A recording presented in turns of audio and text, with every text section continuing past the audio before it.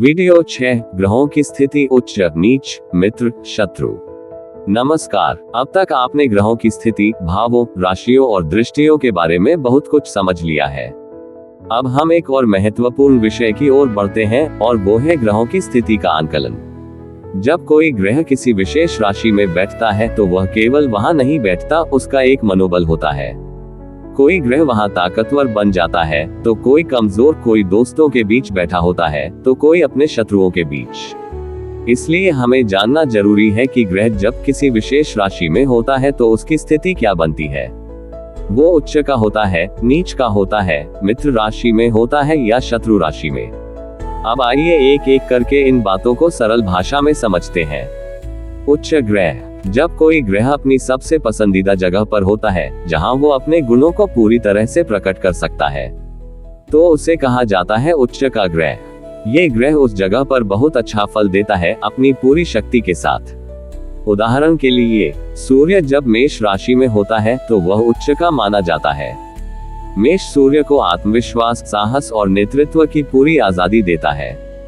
इसी तरह चंद्रमा उच्च का होता है वृषभ में, मंगल उच्च का होता है मकर में, बुध उच्च का होता है कन्या में, गुरु उच्च का होता है कर्क में, शुक्र उच्च का होता है मीन में, शनि उच्च का होता है तुला में।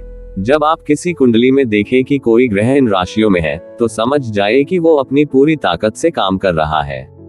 नीच ग्रह, अब ठीक इसके उलट, जब कोई ग्रह ऐसी जगह पहुंच जाए जहां वो असहज हो जाए, जैसे कि कोई शेर जंगल में राजा हो लेकिन बर्फीले पहाड़ पर फंस जाए, तो उसे कहते हैं नीच का ग्रह। इस स्थिति में ग्रह कमजोर होता है, फल देने की क्षमता घट जाती है और व्यक्ति को उस क्षेत्र में संघर्ष झेलना पड़ सकता है।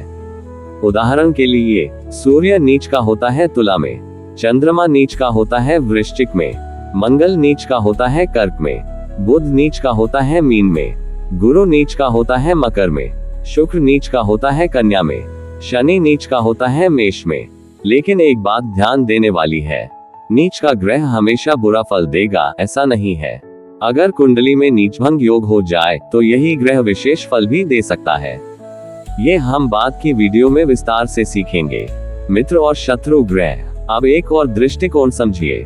ग्रहों के भी आपसी रिश्ते होते हैं, बिल्कुल इंसानों की तरह। कोई ग्रह किसी राशि में बैठा है लेकिन उस राशि का स्वामी अगर उसका मित्र है तो ग्रह को अच्छा लगता है।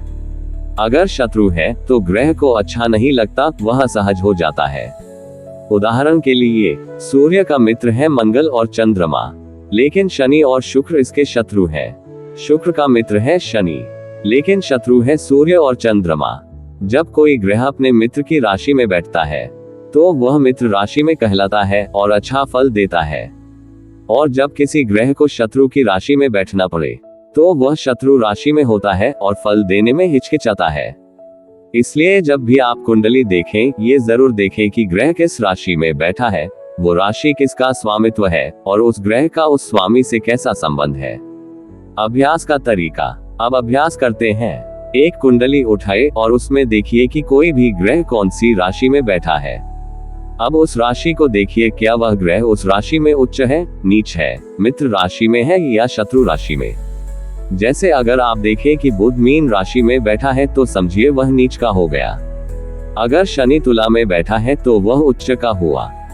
अगर गुरु वृश्चिक में है तो वह शत्रु राशि में बैठा है, क्योंकि वृश्चिक का स्वामी मंगल है और गुरु मंगल के संबंध मिले जुले होते हैं। निष्कर्ष, तो अब आपने सीखा कि ग्रह केवल यह नहीं बताते कि वे किस भाव में बैठे हैं, बल्कि यह भी बहुत जरूरी है कि उनकी मनस्थिति क्या है। वो जहां बैठे हैं, क्या वहां उन्हें ताकत मिल रही है या कमजोरी।